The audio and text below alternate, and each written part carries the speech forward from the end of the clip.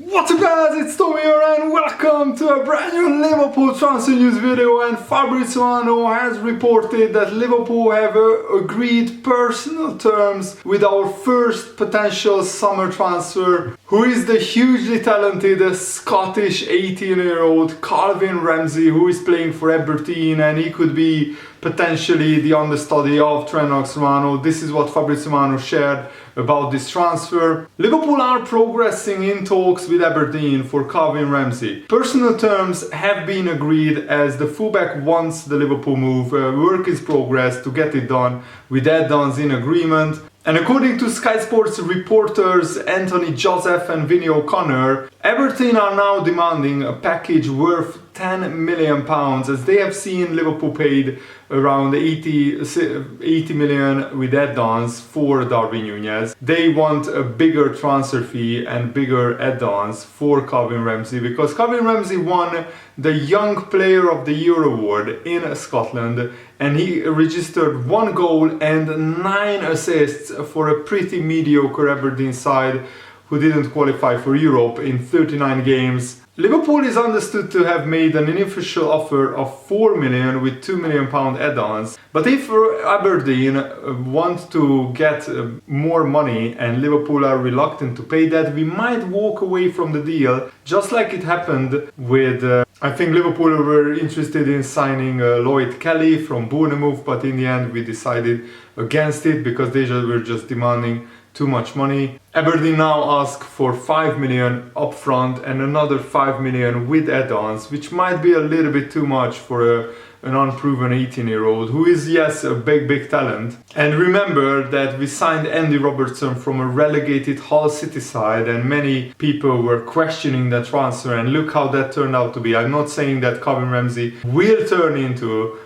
one of the best right backs in the world, but he has the potential to become a world-class player. And Aberdeen legend Willie Miller has described Calvin Ramsay's potential move to Liverpool as good news for everyone concerned. The Liverpool Echo understands that Liverpool are confident of completing a transfer for the teenager, and this is what the Aberdeen legend said. I think it's a life-changing transfer for him. You could debate that it is maybe too early, but he's obviously good enough. The quality I have seen and the Liverpool scouts have seen leads us all to believe that he has the makings of a top quality player and a top international player as well. It's just the beginning of the journey for him. It's the beginning of his career. It by no means should be taken as anything other than an opportunity to go to a club where he will be well looked after, and that has a history of Scottish international players who have played for the club as well. Andy Robertson is there, he will be a great help to him. If it gets over the line, it's good news for everyone concerned. And of course, it's good news for Scottish football as well, that one of their players could play for Liverpool, one of the best and biggest clubs in the world. And Calvin Ramsay said that as a fullback, watching Trent Alexander-Arnold is my inspiration, his crosses, his technical ability. If I can get to that level, then it would be a bonus. Andy Robertson at Liverpool, Kieran Tierney at Arsenal have been brilliant. They are players I look up to, especially as they are fullbacks like me. I feel I could go on to do that as well. And also the Aberdeen manager Jim Goodwin wasn't surprised by the growing interest in the teenager. Prior to January, Calvin Ramsay was probably one of the best young fullbacks in the world, to be honest. That is not an over-exaggeration. His stats, his data in terms of his attacking numbers, putting crosses in the box were incredible. He had a little bit of a dip in form, whether that was because his head was turned in January, with whether he was moving or not moving. So the second half of the season, Calvin Ramsay wasn't as good as maybe in the first half, but still, he had a really promising season. And Liverpool are looking to get almost £100 million from sales of Sadio Mane, Neco Williams, Nat Phillips, Alex Oxlade-Chamberlain and Takumi Minamino. And especially Mane could sell for around 40 million. We will talk about him a little bit later as well. But Paul Robertson thinks that replacing Williams with the highly rated Ramsay could be outstanding business. Williams is at a stage in his career where he needs to play, he needs to move on. He has made it clear that he wants to play regular first-team football. If Liverpool can command a fee like 10-15 million for Neco Williams, then brilliant. To then replace him for around £8 million with a player who has a huge potential is great business. They will make a profit and get a similarly talented player. Liverpool's business in this window has been impressive so far. They have not been caught by surprise. They are aware that certain players want to leave, players are ready to come in. It is not a window where things have crept up on Liverpool. They have acted smartly. And yes, we already signed Fabio Carvalho and Darwin Núñez, two very, very big attacking players. I think the next 5 years at Liverpool, these two players could contribute massively with goals and assists to Liverpool's cause, and we are also looking to move on some players, as I already mentioned. And at the moment, of course, Aberdeen want 10 million with 5 million add-ons, 5 million up front, but I think they will meet in the middle and maybe agree on a 7 or 8 million transfer fee in total, something that Liverpool, I think, overall will be happy to pay, because Calvin Ramsay is a very talented player, and you don't really find these kind of little like hidden gems, rough diamonds of hugely talented players for this little amount of money anymore. And the journalist Jack Talbot is reporting that Barcelona are planning to make an improved offer for Robert Lewandowski, 40 million euros for the Bayern Munich star. And if Bayern get 40 million euros for Lewandowski, then Liverpool will probably get around the same amount for Sadio Mane. So this move could accelerate the move of Sadio Mane to Bayern Munich as well. And at the moment, if Liverpool sell all their players that they want to sell, the 5 players that I mentioned, we would break even in the transfer window. So theoretically, we still have enough money in the bank to fund another big midfielder signing. And I think we can safely agree with many Liverpool fans that Liverpool need a midfield signing. The pursuit of Monaco midfielder Tchouaméni, who went to Real Madrid for 100 million euros, is proof that Liverpool want to sign a midfielder. Sangaré, who plays for Lille, I think he would be a really awesome transfer, and he would cost around 30-35 million pounds, so nowhere near the 80-85 million that Tchouaméni would have cost. And Robbie Fowler also claimed that if Darwin Núñez was playing for Liverpool in the Champions League final, they would have won the final, which is a big claim. He said, to me, this is the kind of player that Liverpool need. They have been brilliant this past year, unbelievable, but you look at the biggest games and they didn't always have that goal-scoring edge.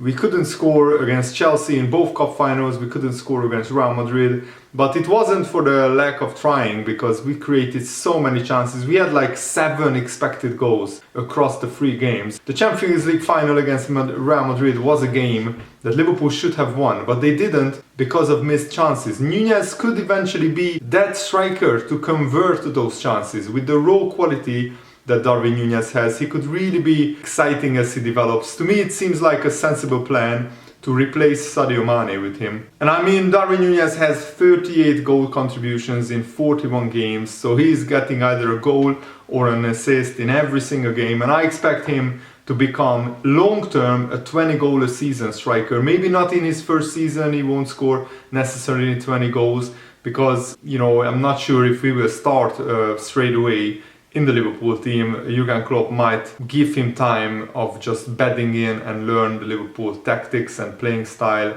But you know, Luis Diaz was thrown in pretty much straight away, and he started scoring goals, getting assists pretty much straight away as well. I already read some reports that Liverpool are negotiating a new contract with Naby Keita, but that hasn't been backed up by the main journalists, Liverpool-based journalists. And on TalkSport, Gabi Agbonlahor said this: Keita is on and off, his form is very erratic, very inconsistent, he doesn't score enough goals, he can get a bit wild in his play, he has not lived up to the price tag at all. I'm sure Liverpool should be looking to part ways and sell him. They need 2 top-class midfielders in there. Henderson is 31, he is not going to be playing as much.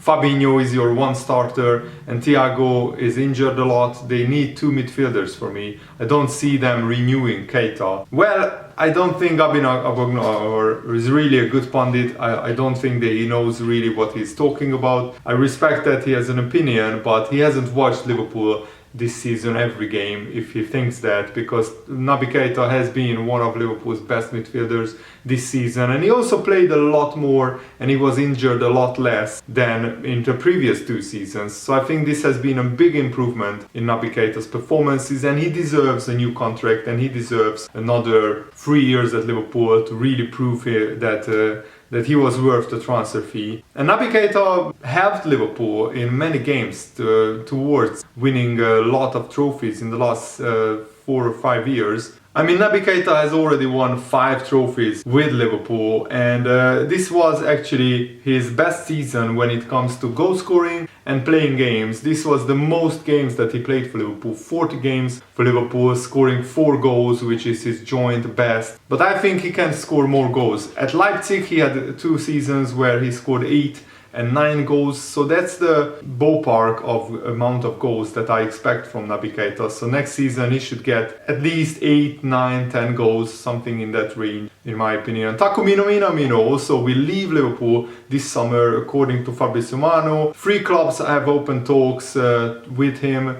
The price tag is around £14 million, and the 3 clubs are rumoured to be like Southampton, Wolves, Aston Villa, and maybe Leeds United, 3 of those 4 clubs. And David Ornstein also reported that paying Sadio Mane or Mo Salah or both in excess of £400,000 per week is just not in line with Liverpool's financial strategy. It is not in line with Liverpool's plan of the wage structure, because it's a much bigger question to pay those players who are 30 years old this kind of money than paying a 22-year-old Darwin Núñez something like 80, 90, 100, maybe even 110,000 pounds per week. That slots in perfectly with Liverpool's wage structure, and that is part of Liverpool's methodology going forward. Paying in excess of £400,000 per week is not, and perhaps that's why Sadio Mane is leaving, and perhaps that's why Mo Salah still hasn't signed a new contract, because Liverpool don't want to give a 30-year-old player a 4-year contract on big wages. I think you can give that to Salah, because Salah pretty much guarantees goals and performances. Sadio Mane is not, there is no guarantee that Mane will perform at 33 years old onto the same standard, but I think Mo Salah is we can say that he will go on until he's 35, 36, 37. The way that he takes care of his body, it's absolutely brilliant. And Paddy Kenny has pegged Darwin Núñez to play with a lot more freedom and a lot more confidence than at Benfica or at Almeria, because once you know your manager is behind you, when you know you have a manager who trusts you, it takes so much pressure off. You think you can play more freely. Hopefully that is what we see from Núñez now, that Jurgen Klopp has said that he fully trusts Darwin Núñez, and he's really excited and looking forward to develop him. So I think that is a big incentive for Darwin Núñez to really show what his game is worth. And Darwin Núñez will occupy a lot of space, and a lot of defenders will be on him. That could give more space to Mo Salah to hopefully once again get the top scorer award in the Premier League, and maybe get the top assist award in the Premier League as well. I think the Darwin Núñez Mo Salah combination will be devastating in the Premier League next season. I'm really looking forward to it. And that's it for today's video. I really hope you guys enjoyed this. Have a nice day. See you later. Good night.